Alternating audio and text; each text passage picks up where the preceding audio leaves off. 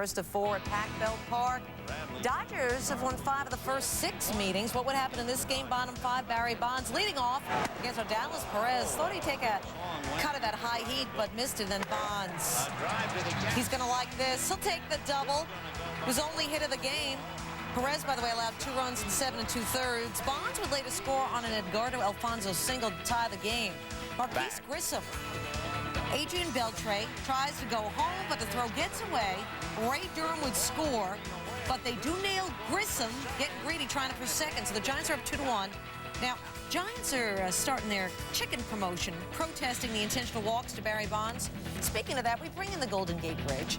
We're doing a little measurement situation, you know, how long it takes, and you put all the walks together of Bonds's and then measure it against the Golden Gate Bridge. Okay, you got it? And someone was doing the chicken walk there. Which we don't need. Yeah. Anyway, he had his intentional walk number 97 on the year for Bonds.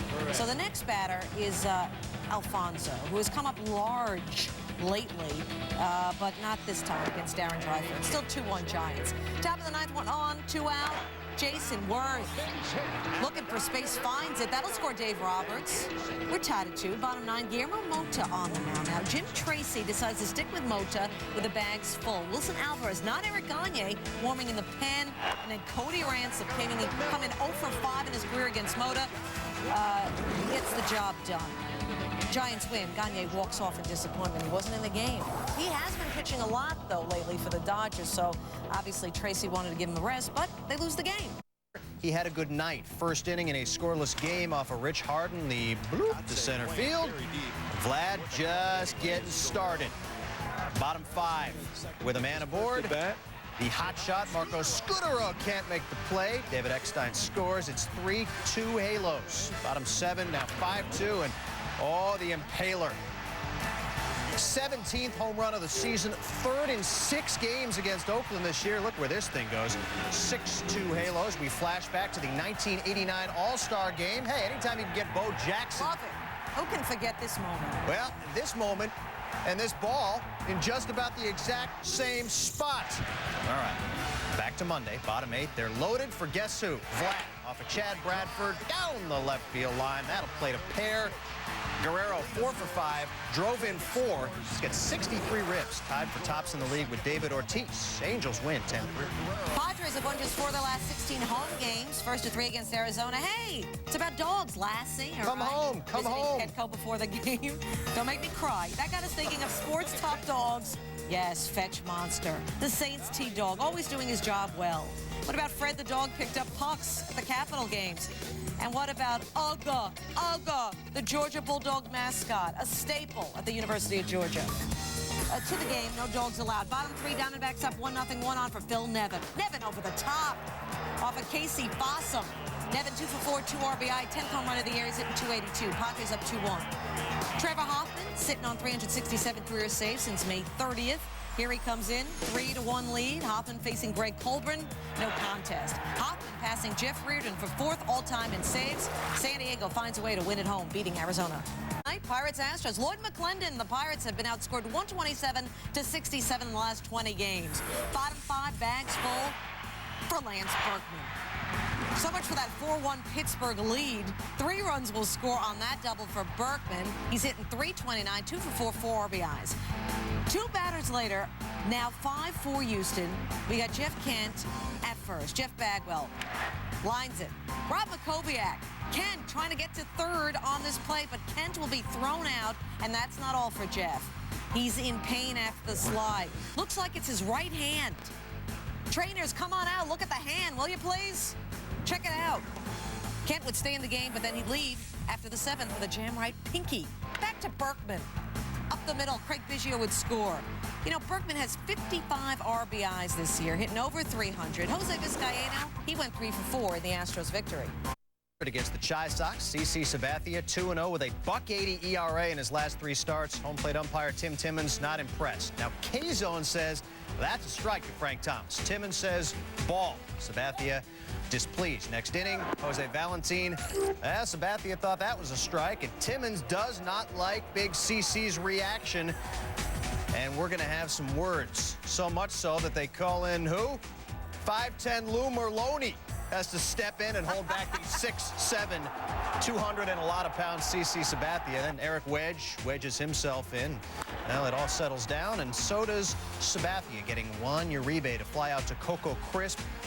Tribe up 3-0. Between innings, Merloni, Sabathia, they're going to patch things up. Hey, it's all good. We're tribesmen. Top 5 we go. 3-1. Victor Martinez, opposite field off of Scott Schoenweiss. Crisp scores to make it 4-1. Martinez 4 for 4, 52 RBI. Third in the American League. Cleveland wins. 304 walks this season, worst in the AL. Matt Riley walking the leadoff hitter on cue. Bernie Williams next up. Riley walking Derek Jeter. Next up, first pitch. Matt Riley, you go ahead and meet Alex Rodriguez. A-Rod over the top.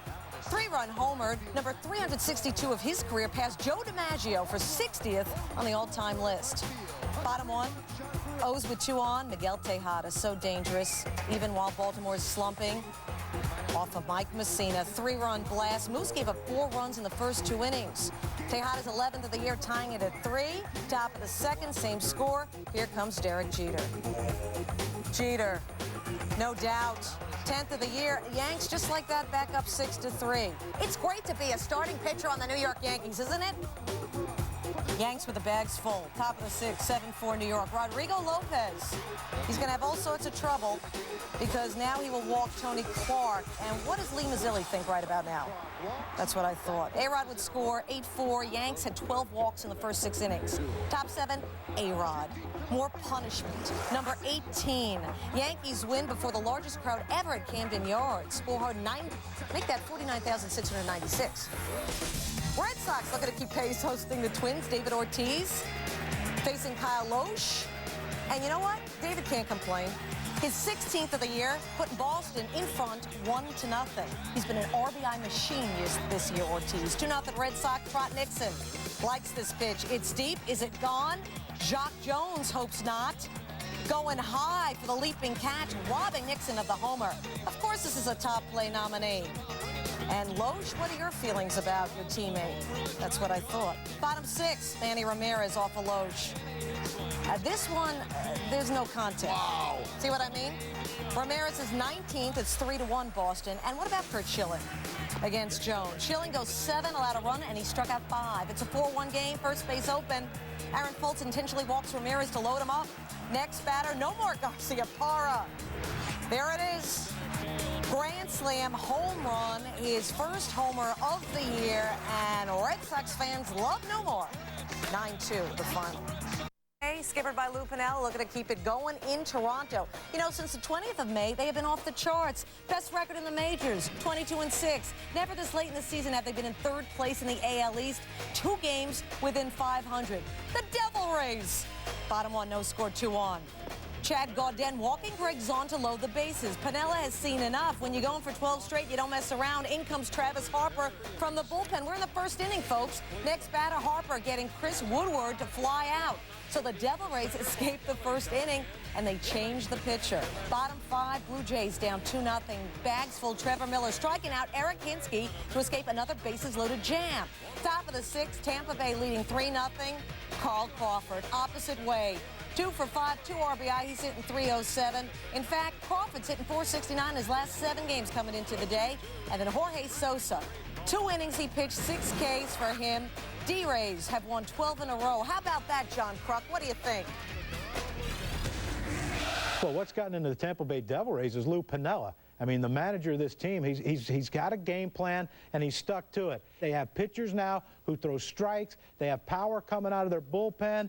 And they have a team that plays great defense, great team defense. And when you have those 3 things working for you, all it takes is a few timely hits. And they've been getting those in this 12-game winning streak, and that's how you get a long streak like that. Thank you, John. The Devil Rays played 39 games before they won back-to-back games this season. And now they are the hottest team in baseball, just a game under 500 following their franchise record 12 straight win. Said Julio Lugo, at the beginning of the season, it was terrible. We were just Tampa Bay. Now everybody is calling us the Stinging Rays. The Cubs and Cardinals Darryl Kyle, remembered today, marks the 2nd anniversary of his death. The players wore black bands on the unis. Top of the 4th with Jason Markey pitching, Corey Patterson the liner, Tony Womack the nice catch, and the throw to second for the double play. Take another look. Womack, there's the leap. Actually, look at Marquis' leap as well. He's pumped about it, able to get out of the jam. Into the 8th, Jason Isringhausen in. Cardinals bullpen had not given up any runs in the last 10 home games. Aramis Ramirez, deep to right center. Mark Rudzelanek will score. Here comes Sammy. Throw to the plate. He's going to be in there as well as the ball got away. The Cubs at a 5-4 lead. Bottom 9, last chance for St. Louis with a man on. Jim Edmonds. Skies one to left. No problem at all there. And the Cubs go on to win their 7th straight road win. The lead over the Cubs in the NL Central now down to 1 game. Pitcher since 1957 to win his first 8 decisions in a season. Shane Spencer pinch hit single. Scores Mike Cameron, tied at 4. Bottom of the 5th. Mike Piazza, get out of town. 374 on his career. Ties Rocky Colavito, 55th on the all-time list. John Franco looking for his first win since September 2001. That was the first game played after the 9/11 tragedy. In the top of the 6th, Franco gets Sean Casey to pop out to short. And the next batter, Franco gets Ken Griffey Jr. to ground out. Franco gets the win. Mets win their 5th straight. For Wilson, he suffers his first loss of the season. Bucks had dropped 18 of their last 21 as they took on the Astros. Bottom of the 3rd, Orlando Palmeiro with a runner on. To shallow center, Tyke Redmond coming on. And the catch ends the inning. Bottom of the 5th, Morgan Ensberg hits it to the left side. Rob McCowiak, great stop and the throw. Jeff Bagwell will stay stranded at 3rd to end the inning, still tied. Bottom of the 7th, Ensberg again. This time shoots one the other way in the right center with runners on 2nd and 3rd. Both runners would score. It's a 2-run triple for Ensberg, and it's a 5-4 win for the Houston Astros. Rangers off that sweep of the Marlins. Hey, that's Seattle starter Clint Najat. Mariner fans know who he is. He's the guy that sweats. We'll explain visually. Mark Teixeira up the middle, driving in 2. The Texas Heat getting to Najat because he's starting to work up a sweat. I can see it in spectacular HD, as a matter of fact. Najat facing Barajas, and that is gone. Barajas' 3rd homer in 3 games. It's 3-0 Texas. What about Najat? Well, his jersey's starting to get a bit heavy. It's really working up a sweat. What about Levy? No comment. In fact, Najat switched jerseys. He always brings a spare. Do you have a spare shirt, Steve? David DeLucci off of Najat. Brad Fulmer comes in. DeLucci 2 for 4. Texas up 4-1. After a walk to load the bases, manager Bob Melvin comes out and tells Najat, go ahead, hit the showers. Rangers go on to the victory. A's and Angels, bottom 3, that's Tim Hudson. We got arrows as Hudson sits, then moves the ball and sets again. That's a ball. Hudson arguing with a call by umpire Ed Montague. David Eckstein moving 1st to 2nd. Hudson allowed 5 runs in 5 innings. Next pitch to Sean Figgins. Into the gap. That'll score Eckstein. Figgins charging toward 3rd. He's going to get in there safely for his 11th triple of the year. Figgins was 2 for 3. He's hitting .309. Next up, Vladimir Guerrero. You know, Vlad has 65 RBIs, 2 more in this game. He is the co-leader in the AL in that department with Boston's David Ortiz. Adam Kennedy on 3rd, still 4-0 in the 4th. Eckstein, that's a squeeze. Play at the plate, and Kennedy called safe. Anaheim's up 5-0. What about Bartolo Colon in control? First time in the last 10 starts he did not allow a home run. Ask Rubio Durazo about that, and Bobby Crosby. Colon wins his first for the first time since May 8th. Looking to keep that streak alive with the Tribe in town. And there it is. In the bottom of the 3rd, the streak's still alive and kicking. Frank Thomas, 18th of the year, 7-0 Shy Sox. Top of the 5th now, 8-5 Sox. Esteban Loaiza pitching. Victor Martinez at the plate. Base hit to right. Omar Vizquel would score, and it's an 8-6 ball game. Let's check on Coco Crisp, the center fielder for the Tribe. What do you think is more valuable, a special edition Crisp rookie card or a box of Cocoa Krispies? The baseball card, $3. Box of cereal, 29 cents more. U.S. funds, of course. Frank Thomas hits one to center field. $3 of Cocoa Crisp. Diving catch. Check it out again. There's your full extension. And Frank Thomas would say, wow, that has good value right there. Top of the 6th.